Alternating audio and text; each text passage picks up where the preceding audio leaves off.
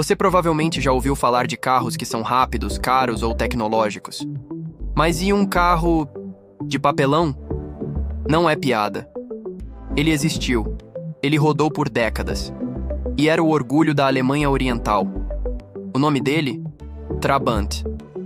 Hoje, ele virou quase uma lenda urbana entre fãs de carros e colecionadores. Mas por trás do design quadrado, da carroceria que parecia uma caixa de cereal e do motor barulhento, existe uma história muito mais profunda, sobre guerra, política, escassez e resistência. Então, por que a Alemanha Oriental criou um carro assim? E por que ele se tornou tão simbólico? É isso que vamos entender agora. Você está assistindo ao canal Octano Nation, e essa é a história do Trabant, o carro de papelão que virou símbolo de um regime inteiro. Tudo começa em 1945. A Segunda Guerra Mundial acabou, e a Alemanha foi dividida em dois países. No oeste, a Alemanha Ocidental, capitalista. No leste, a Alemanha Oriental, comunista, sob influência direta da União Soviética. As duas metades tomaram rumos bem diferentes, e isso também vale para seus carros. Enquanto a Alemanha Ocidental atraía montadoras, investimentos e lançava modelos modernos como o Volkswagen Fusca, no lado oriental a história era outra. A economia era estatal, recursos eram escassos, e a prioridade não era o consumidor, era o planejamento centralizado. Ou seja, tudo era pensado de cima para baixo, inclusive o transporte pessoal. Mas mesmo com todas essas limitações, a Alemanha Oriental queria produzir um carro popular. Um carro que fosse do povo, simples, barato e durável o suficiente para aguentar décadas de uso. Assim nasce o projeto do que viria a se tornar o Trabant. O modelo inicial foi lançado em 1957 e se chamava Trabant P50.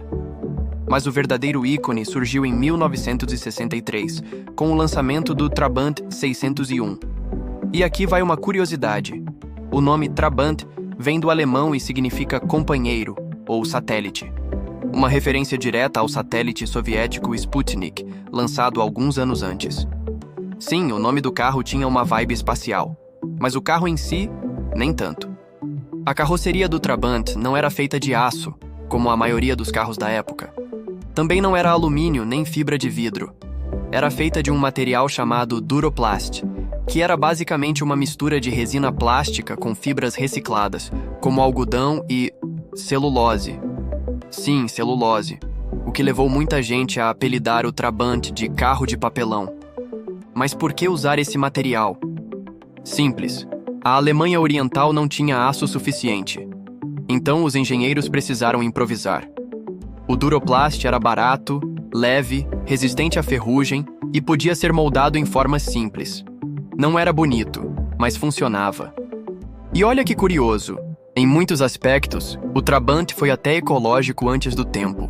A fabricação reciclava tecidos e celulose, e o próprio carro tinha um processo de produção com menos emissão que seus rivais ocidentais. O motor? Um 2 tempos, de 600 cm3, com pouco mais de 25 cavalos de potência. Ele fazia um barulho que mais parecia uma motosserra e soltava uma fumaça azul por onde passava. E o cheiro? Mistura de óleo com gasolina. Uma nuvem que denunciava um Trabant a quilômetros de distância. Mas o mais surpreendente é o seguinte: apesar de tudo isso, o Trabant funcionava. Ele era simples, extremamente simples, mas era robusto, durava e podia ser consertado com ferramentas básicas, o que num país com escassez de peças era essencial. O problema é que ele também era o único carro que dava para comprar, e isso gerou uma das situações mais bizarras da história automotiva: a fila de espera. Para comprar um Trabant novo, você precisava entrar numa fila e esperar mais. Em média, demorava de 10 a 15 anos para receber o carro. Sim, uma década. Algumas famílias colocavam o nome dos filhos na lista de espera assim que eles nasciam, na esperança de que, quando fizessem 18 anos, o carro estivesse pronto. E se você quisesse vender o seu Trabant usado, ele valia praticamente o mesmo que um novo, às vezes mais, dependendo do tempo de uso, porque estava pronto para levar.